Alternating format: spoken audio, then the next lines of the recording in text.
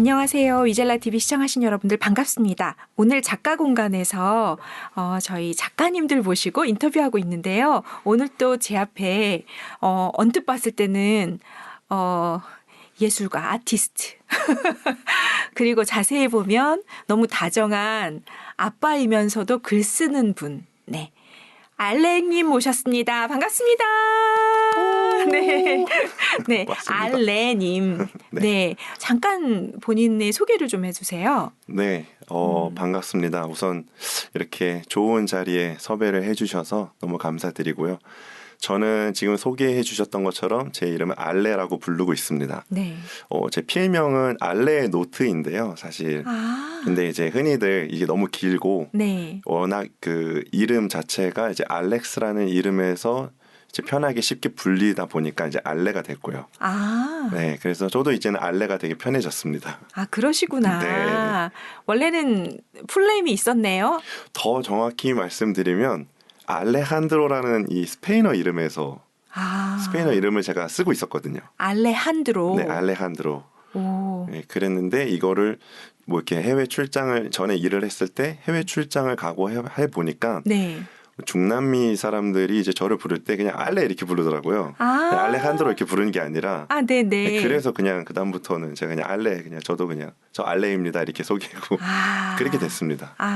이름을 짧게 부른다는 건 그만큼 친숙하다는 뜻이니까. 네, 그렇죠. 네. 네. 작가님 뵀을 때, 네. 뭐라 그럴까? 상당히 자유로운 느낌의 분위기의 그런 외모를 갖고 계셨는데도 불구하고 네. 몇 마디 아까 밖에서 해봤을 때 네. 상당히 따스한 느낌이 또 드는 거예요. 이게 두 가지가 공존하는 느낌이 드는데 감사합니다. 원래 무슨 일을 하셨길래 지금 이런 느낌을 주시는 걸까요? 어쩌면 직업적으로도 전혀 무관하진 않았던 것 같아요. 제가 마지막에 이제 가장 최근까지 일을 했었던 직장이 원예 회사예요. 그래서 해외에서 식물을 수입을 하고 네. 그 종자들이나 뭐 묘종들을 국내 농가에 공급도 하고 또 아니면 이제 저희 소위 말하는 완성품이죠. 그 화분체로 아예 네. 그 식물을 수입을 해가지고 아예 바로 이제 도매 시장으로 납품을 하기도 하는 이제 그런 쪽의 일을 하다 보니까 네. 뭐 굳이 이것도 제 생각에 좀 끼워 맞춘 것 같긴 하지만 식물이 또 약간 감성하고 연결이 되잖아요. 그럼요. 근데 물론 그렇다고 저희가 했던 일이 요즘의 대세인 가드닝, 뭐 플랜테리어랑은 좀 달라요. 그래요? 저희는 어찌되었든 유통회사니까 네네. 그냥 이제 유통만 전문으로 하는 회사였지 뭐 조경업을 하는 건 아니었거든요. 네네. 근데 이제 그래도 식물을 매일같이 이제 5년 동안 그 회사에 있으면서 매일 식물을 보니까 네. 그 자체로 좀 정서적으로도 많이 도움이 됐었던 건 사실인 것 같아요. 그렇겠어요. 네. 요즘 뭐 반려견, 반려묘도 있지만 네. 식집사 분들이 정말 그렇죠. 많이 맞습니다. 네, 그 초록을 봐야 사람이 또 안정감도 찾고 그런 일을 하셨었구나. 네, 맞습니다. 그런데 지금은 자유인이 되셨다고. 네. 그 용기는 어떻게 내신 거예요? 저는 사실 뭐 직장에 대한 어떤 뭐 불만족스러운 것도 당연히 있었지만 네. 작년에 이제 아이가 태어났어요. 1월에. 그러면서 이제 앞으로 내가 어떻게 살아야 될까 이 생각을 정말 많이 했던 것 같아요. 제가 이게 하나의 에피소드가 네. 저희 부모님한테 들은 얘기인데 제가 아기 때 어렸을 때 아마 한 2살, 2돌 정도 됐을 때인가 저희 아버지도 이제 해외 업무를 많이 보시던 분이셨어요. 그러다 보니까 제가 태어나고 얼마 안 있다가 아버지가 해외 출장을 길게 다녀오셨대요. 네. 그랬는데 이제 할머님께서 저한테 이제 아버지 이제 그때는 이제 담배를 피셨으니까 아버지 재떨이 갖다 드려라 해서 이제 저를 시키셨는데 제가 들고 가서 아저씨 여기요 이랬다는 거예요. 그럴 수 있죠. 그러니까 저는 기억이 없는데 네네. 아버지는 그게 굉장히 충격이셨다고 하더라고요. 근데 이 에피소드를 말씀드리는 게 과연 내가 지금처럼 이렇게 9 to 6라는 이 뭐 6가 되면 좋지만 더 길어질 수도 있는 이 쳇바퀴 굴러가 듯한 생활을 하면서 아이와 어떤 유대감을 쌓을 수 있을까 이 고민을 되게 많이 했어요. 이 부분에서 또 저희 형이 좀 많이 좀 자극이 됐는데 네. 형은 일종의 프리랜서로 인테리어 쪽 업무를 하는 사람으로 지금 오. 그 일을 하고 있거든요. 네네. 근데 형의 그 저희 조카들이죠. 조카가 셋이 있는데 네. 다들 그러니까 아빠와 엄마와의 유대감이 너무 좋은 거예요. 아. 그러니까 이걸 보니까 내가 이렇게 살아서는 지금 내 아이와는 이만한 유대감을 형성하기 어려울 것 같다라는 생각을 하고 뭐 거기에 이제 아까 말씀드렸던 뭐 직장의 어떤 불만족스러운 것까지 이제 다 이게 더해져서 네네. 최종적으로 그러면 나는 퇴사하는 게 맞겠다 오. 이렇게 결론을 내린 거죠. 그러면 제 생각에는 아무리 회사에 불만이 많다 하더라도 내 그 불만의 여러 가지 생각 중에 내 아이와 이런 모습으로 되지 못하겠다. 이것이 안 되겠다라는 그 구체화되는 자녀와의 그 커뮤니케이션을 생각하는 사람 많지 않거든요. 아빠들 중에. 그런가요? 근데 그거를 벌써 생각하고 있었다는 게 되게 좋은 아빠에 대한 롤모델을 마음속에 품고 있었던 게 아닌가라는 생각도 들고 어떤 생각을 하셨길래 그렇게 이르렀을까 싶기도 하네요. 어쩌면 이 부분은 처음 생각해 보는 건데 네. 아마 제 안에도 그런 어떤 결핍이 있었던 것 같아요. 아버지에 대한 결핍. 그럴 수 있겠다. 사실 그 저도 저나 저희 형이나 저희 형제가 그렇게 아버지랑은 그 관계가 많이 좋지는 않았었어요. 자라면서는. 아버지는 굉장히 좀 엄하셨던 분이었고. 일반적인 한국의 네, 아버지상. 딱 그런 네. 이제 가정이었어요. 네. 그렇다고 엄청 뭐 사이가 안 좋고 그런 반항을 하고 이런 저희 모습은 아니지만 이 부모와의 어떤 유대감이 깊다 이런 느낌은 전혀 그렇게 많지는 않았거든요. 네. 근데 이제 나이가 들어서 이제 아버지를 이해하게 되고 저희도 이제 장가 가고 하면서 좀 더 이제 아버지의 마음을 이제 더 많이 느끼게 되면서 네네. 지금은 이제 많이 가까워졌는데 어쩌면 그런 근본적인 결핍이 제 안에 있었던 것 같아요. 그래서 이 결핍을 제 아이한테는 주고 싶지 않다 이 생각을 많이 은연중에 하면서 살았던 게 그 원인이 된 것 같아요. 그건 저랑 되게 비슷해요. 그런가요? 저는 엄마에 대한 그 약간의 다정함의 결핍? 네. 우리 아이한테는 안 그렇게 했으면 좋겠다는 생각이 있었는데 사람 참 신기해요. 받으면 받은 대로 그거를 하고 싶어 하기도 하지만 결핍이 있으면 또 그거에 반대를 내가 뭔가 하고자 하는 또 의지도 있기 때문에 네. 그래서 어떤 환경이든 나한테는 뭐 다 지나고 보면 도움이 되네요. 맞습니다. 인생에 버릴 게 없죠. 그런 것 같아요. 네. 그렇게 용기를 내서 딱 퇴사를 하셨어요. 네. 아이가 어려요. 네. 그다음부터 난 뭘 어떻게 하지라는 계획이 있으셨던 거예요? 사실 저는 계획형 인간이 아니에요. 그러다 보니까 네. 진짜 그 돌이켜보면 제가 직장 생활을 시작했던 것도 그렇고 네. 또 이렇게 퇴사를 했던 것도 그렇고 네. 또 이렇게 뭐 잠깐 뭐 저기 지방에 또 귀촌도 해보고 이렇게 했었던 선택의 과정들이 네.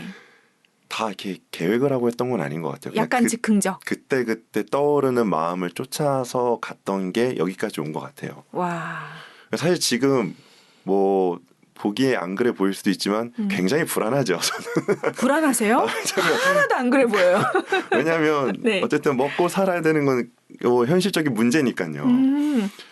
이것 때문에 정말 밤잠 설칠 정도로 막 이렇게 고민하기도 하고 그랬던 그런 시간들을 지금 솔직히 보내고 있는데 네. 근데 그럴 때마다 다시 한번 생각을 해봐요. 내가 그러면 퇴사를 하는 게 잘못된 선택일까? 내 이 선택은 틀린 걸까? 근데 아무리 생각해도 그때로 돌아가면 전 다시 퇴사를 하긴 할 것 같아요. 네, 그리고 지금처럼 뭐 현재 진행 중이지만 이 고민의 시간을 네. 저한테 계속 허락해 줄 것 같아요. 어쩌면 그게 더 현명할 수도 있겠다 싶은 게 지금 젊고 네. 뭔가 지금 생각하고 다시 뭔가 할 힘도 있고 네. 그런 고민이 빠르면 빠를수록 좋지 않을까라는 생각을 저도 합니다. 맞습니다. 그 용기에 박수 보내드리고 싶어요. 감사합니다. 네. 지금 그러면 그 먹고 사니즘은 네. 그 위대한 와이프께서 너무나 위대한 와이프죠. 네. 해결해주고 계신 건가요? 크신 분께서 지금 저를 감당해주고 계십니다. 이런 콜라보 너무 좋죠. 인생에. 네. 근데 이걸 지지해 주셨던 거잖아요, 결국은. 네. 나의 남편이 이런 고민을 하고 있고 거기에서 지금 이 순간 이렇게 하고 싶다는 걸 해보게 하자. 이런 또 협의가 있으셨으니까 그렇죠. 네. 진짜 와이프님도 용감하신 분이시네요. 항상 이렇게 평생 보답하며 살아야겠다라는 마음으로 살고 있습니다. 일로 가려고 했던 건 아닌데. 그렇죠. 네. 죄송해요. 제가 아니에요. 자꾸 와이프 편에서 뭔가를. 저는 팔불출, 와이프 네. 팔불출입니다. 네. 네. 그러면 글을 쓰시는 이야기로 다시 돌아오자면 예. 그 퇴사를 할 때쯤부터 뭔가 글을 쓰는 걸 하셨던 건가요?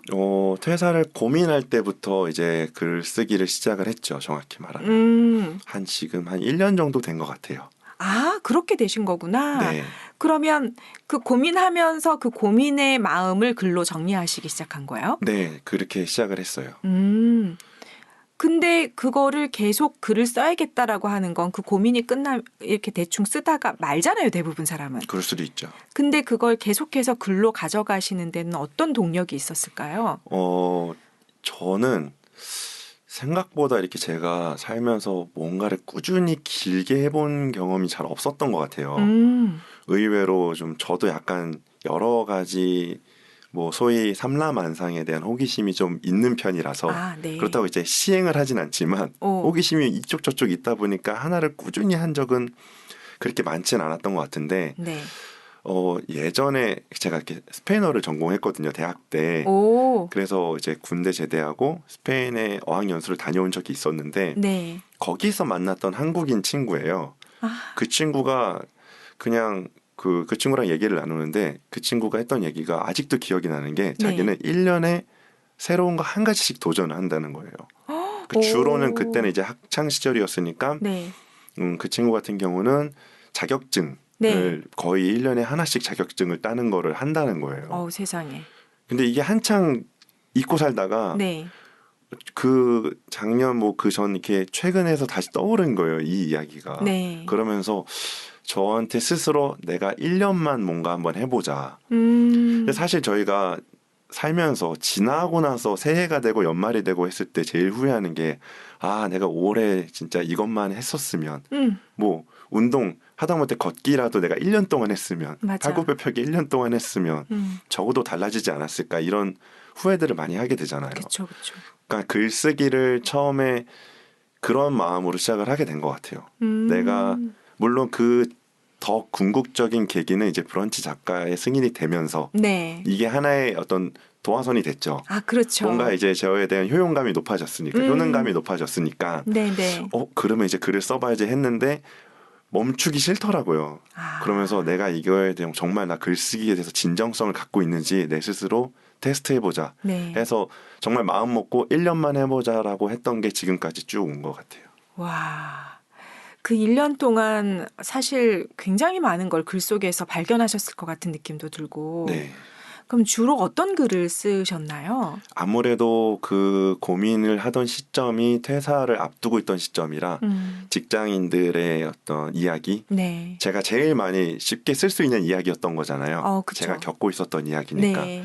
그래서 뭐 퇴사를 고민하는 그리고 그 작년이 제가 이제 40살이 된 해였는데 뭔가 이 40살에 퇴사를 고민하는 이거에 대해서 이야기를 해보고 싶었어요. 40알이란 게 있는데 사실 그 40살이라는 게 어떤 누군가한테는 여전히 젊은 나이지만 또 어떤 누군가한테는 섣불리 삶의 어떤 궤적을 바꾸기에는 리스크가 큰 나이거든요. 그럴 수 있겠다. 생각보다 나이가 있으시네요. 그런가요? 감사합니다. 제가 항상 어렸을 때 앞서갔거든요. 네, 그러셨어요. 이제 조금 천천히 가시나 봐요. 네, 이제 제 나이로 가고 있습니다. 그래서 제가 제 40이 됐을 때 한번 돌아봤어요. 저는 제 20대 10년에 대해서 이름을 붙였어요. 그 20대 10년을 잃어버린 10년이라고 이름을 붙였고 그래요? 그리고 30대 10년은 망설임의 10년이라고 이름을 붙였어요. 그러니까 20대 10년은 너무 많은 후회들이 남더라고요. 아무것도 해보지 못한 것, 너무 약간 착한 아이병처럼 부모님이 이렇게 가라. 이런 부분에 대해서 묻지도 따지지도 않고 그걸 그대로 걸어왔었던 것 같아요. 그래서 당시에 대학원까지도 갔는데 네. 그거는 사실 어떻게 보면 제가 정말 원한 선택은 아니었다는 걸 나중에 깨닫게 된 거죠. 그래서 정말 힘들게 대학원을 마치고 네. 그때서야 어떻게 보면 질풍노도의 시기를 겪은 것 같아요. 와, 알겠다. 아들인데 착해. 네. 그래서 중고등학교 때 아무 문제가 없어. 그런 분들이 보통 막 20대 후반 30대 때 나는 그쵸. 누구? 여기는 그때 어디? 오죠. 그러셨구나. 네, 그래서 20대를 딱 마치는 지점에 내가 이 20대를 잃어버린 10년이라고 이름을 붙이고 기억을 하자. 그래서 앞으로의 10년은 정말 새로운 것들을 도전을 해보자라고 생각을 하면서 30대를 시작을 했는데 네. 이게 인생의 관성이라는 게 있잖아요. 그쵸, 그쵸. 이렇게 살아왔는데 제가 그렇다고 확 저를 바꾸기에는 쉽진 않더라고요. 사람이 또 가지고 있는 성품 기질이 있어가지고 네. 그거는 안 바뀌니까. 그러니까요. 네, 네. 그러니까 아마 제가 엄청 추진력이 있는 사람이었으면 사실 20대도 그렇게 안 살았을 거예요. 그럴 수 있겠죠. 네. 맞아요, 맞아요. 그러다 보니까 30대 그나마라도 전 10년을 생각하면서 뭐라도 좀 더 해보자라는 생각은 했는데 여전히 지금 생각해보면 여전히도 많은 것들을 계산하고 망설였던 시간이 더 많았던 것 같더라고요. 그러면서 이제 40이 딱 되니까 네. 이게 사람들이 40살을 두 번째 20살이라고 표현을 하더라고요. 그죠. 그 표현이 왜 그런지 좀 실감이 돼요. 뭔가 20대 그 어떤 열정과 네. 뭔가 새롭게 뭔가 도전해보고 싶은 마음이 생겨요. 40이 되니까. 네네. 근데 어쨌든 물리적으로 몸은 40이니까 현실적으로도 어떤 체력의 한계, 현실적인 어떤 가정과 여러 가지 제 선택에 맞아. 대한 리스크도 더 커진 건 사실이고. 그죠. 그래서 무모할 수는 없지만 또 무모해야 할 수 있는 약간 이거가 다 혼재되는 게 40인 것 같아요. 맞아, 맞아. 그래서 아마 제가 그런 마음들을 그 퇴사라는 걸 앞두고 이런 마음들이 혼재되면서 그런 것들이 이제 글에 많이 표현이 됐었던 것 같아요. 아, 그러시구나. 네. 그런 글들이 사실 그 즈음에 고민하는 같은 그 동병상련을 앓는 분들에게는 큰 힘이 됐을 것 같아요. 같이 생각해보고. 그래 주셨으면 저야 감사하죠. 그렇게 글을 쓰다가 지금은 또 그것이 어느 정도 좀 털어졌나요? 이게 재밌는 게 네. 글을 쓰면서 느끼는 거는 그 과정에 있을 때는 굉장히 처음 써보는 거니까 저도 네. 처음에는 제 감정을 토해내는 듯한 글을 많이 썼어요. 그렇죠, 그렇죠. 그러다가 이제 퇴사를 딱 하고 났더니 잠깐은 글을 쓰기를 멈췄어요. 뭔가 갑자기 직장이라는 어떤 이렇게 빌런이 사라진 느낌.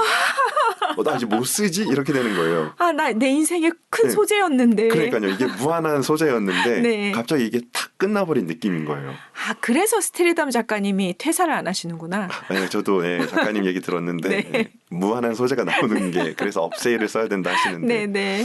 저도 그게 그 말이 맞는 것 같아요. 그러니까 그래서 한동안은 잠깐 동안 이제 글 쓰기를 좀 멈췄었던 적도 있었어요. 네네. 그러다가 다시 한번 이제 글을 쓰게 되면서 이제는 한 발짝 물러난 그때 저를 보기 시작을 하는 거죠. 네. 그러면서 이제는 관점이 바뀐 게 한창 그 재직 중에 퇴사를 준비하면서 썼던 글에는 감정이 많이 섞여 있고 또 어떤 그런 부분, 직장의 현실적인 부분을 많이 썼다면 네. 그 이후의 삶에서 썼던 저의 직장에 대한 이야기는 오히려 그러면 그 시간 동안에 나는 어떤 사람이었을까를 보게 되더라고요. 그러니까 직장에 분명히 시스템의 문제도 있고 네. 많은 사람들이 겪듯이 같이 근무하는 동료들과의 어떤 문제, 그 사람에 대한 문제도 분명히 있긴 한데 네.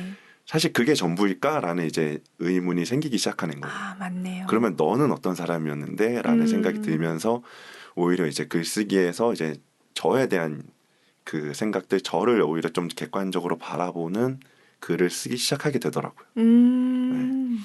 그렇게 바뀌어가는 것 같아요. 이거 되게 좋다. 그러니까 같은 시간을 놓고 네. 그 안에서 내가 소용돌이 속에 있을 때 나와 네. 밖에 나와서 그 나를 볼 때 관점이 달라지는 맞아요. 그걸 다 겪으시면서 네. 글로 쓸 수 있는 거네요. 네네. 소재는 무한하네요. 어떻게 보면. 네, 그러니까 이게 글쓰기가 주는 선물이 이런 것 같아요. 제가 글을 쓰지 않았더라면 저는 계속 그 감정의 소용돌이를 속에 있을 것 같았어요. 지금 생각해 보면. 근데 그쵸. 이게 글로 계속 풀어내고 하다 보니까 네. 그 글을 다시 읽어보면서 거기서 또 다른 저를 보게 되고 또 다른 저를 보게 되고 하면서 점점점 제가 이제 저를 이제 마주 보게 되더라고요. 그죠. 네. 거기에서 제가 이제 감정에서 좀 분리가 되고 그렇게 되는 것 같아요.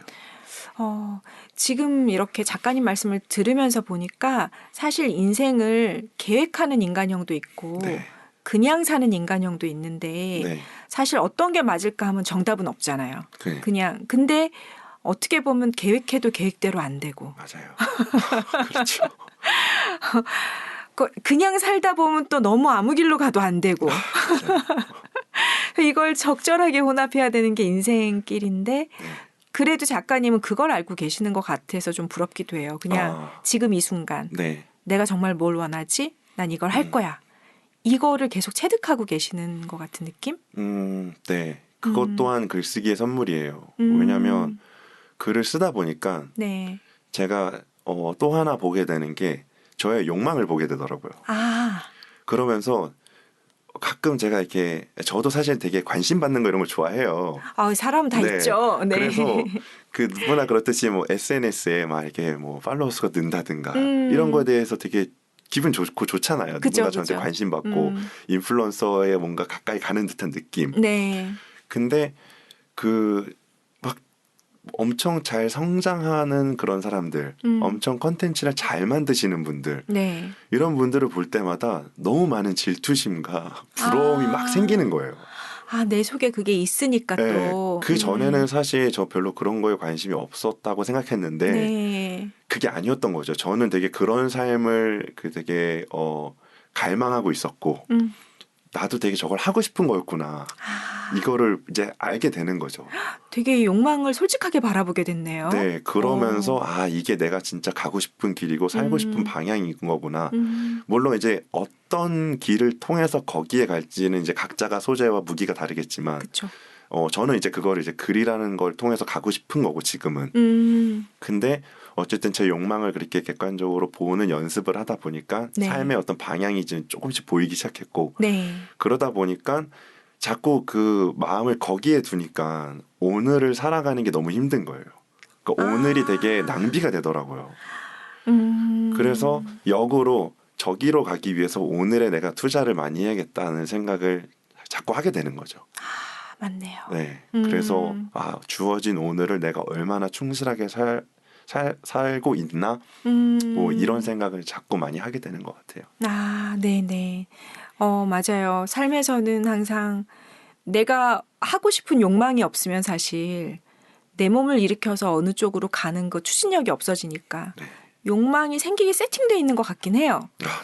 근데 그 욕망에 사로잡히다 보면 나를 갉아먹기도 하고 네. 비교하고 아프고 그렇기도 하고 그래서 그거를 균형을 잘 잡아가시는 지금의 모습이 네. 되게 보기 좋고 감사합니다. 네, 응원하고 싶고 감사합니다.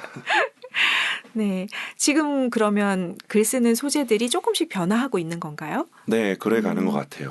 이제는 좀 직장에 대한 것보다 최근에는 주로 이제 자기 발견 쪽에 대한 부분에 더 포커스가 맞춰져 있는 것 같아요. 네. 저도 사실은 제 자신이 누구인가, 너는 뭘 좋아하니, 소위 이런 질문 있잖아요. 너 네. 잘하는 게 뭐니, 네. 취미가 뭐니, 이런 질문에 정말 답하기가 어려운 사람이었거든요. 근데 확실히 글을 써가면서 그런 것들을 조금씩은 꺼내 보게 되는 것 같더라고요. 여전히도 엄청 또렷한 사람은 아닌데 그래도 이제 적어도 1년 전에 나보다는 지금의 내가 더 선명해진 느낌. 네, 이런 게 분명히 있더라고요. 그러면 향후 뭐 계획하시지 않는다고 하셨지만 네. 향후 한 1년 내에 한 요런 거 좀 시도해봐야지 뭐 이런 건 있으세요? 제가 사실 커뮤니티에서 이제 자기개발 커뮤니티 참여해서 거기서 네. 프로그램에 참여했을 때 네. 한번 그런 걸 써본 적이 있어요. 미래 커리어 연표라고 나 이렇게 살아보고 싶어라고 네, 이제 네. 상상하면서 써본 게 있는데 거기에 보면 이게 또 되게 재밌는 게 거기에 제가 써놓은 게 나는 뭐 1년 안에 막 뭐 브런치의 구독자 수를 1,000명까지 늘려볼 거야.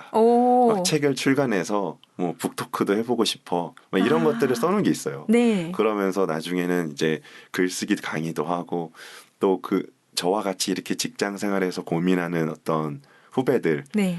가 만나서 얘기도 나누고 싶고 동기부여도 해주고 싶고 그리고 저의 삶이 누군가에게 정말 정말 평범한 누구도 이렇게 갈 수 있구나 용기를 내봐야겠다라는 동기부여를 줄 수 있는 사람이 되고도 싶고 네. 이런 것들을 제가 그 써놓은 것들을 한번 다시 보게 되더라고요 가끔 그러면서 한 뭐 5년 넘어가면 그때는 약간 이게 확장이 돼서 저의 사업화, 제 사업의 어떤 비즈니스로 이걸 키우고 싶다.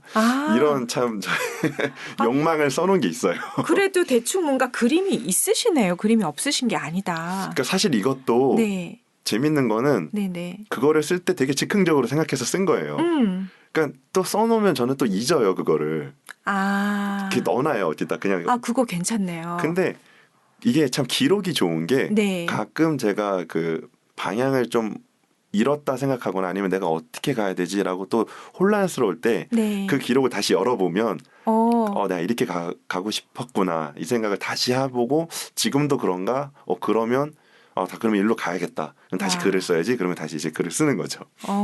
이렇게 자꾸 돌아보게 되는 역할을 해주더라고요, 이게. 좋다. 네, 그래서 미래 커리어 연표를 써보는 거는 정말 많은 도움이 되는 것 같아요. 추천입니다. 네. 네. 이거 들으시는 분들 한번 해보면 좋겠다 싶네요. 네. 미래 연표를 몇 세까지 쓰셨나요? 저는 10년으로 써봤어요. 10년까지. 네, 근데 뭐 5년 쓰는 것도 좋고 뭐 더 구체적으로 1년을 써보는 것도 좋죠. 그러네요. 네. 그러면 이제 네. 작가님이 하시고 싶은 일 중에 이제 지금 아이와 좋은 관계도 있으셨잖아요. 네. 그걸 통해서 뭘 또 하시고 싶은 게 있으신지.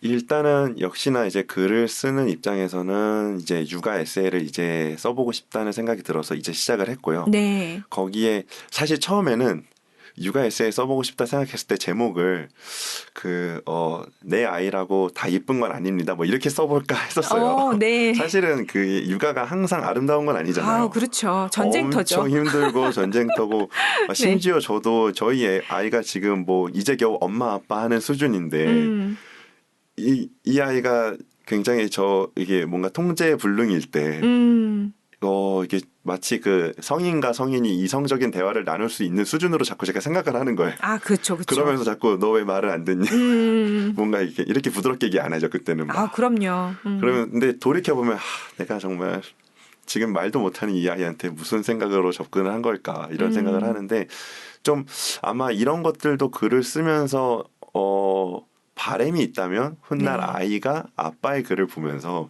아빠가 이런 생각을 했구나. 라는 것들을 좀 공감해 줬으면 좋겠고 또 이 아이도 언젠가 아빠가 되어 갈 거잖아요. 네.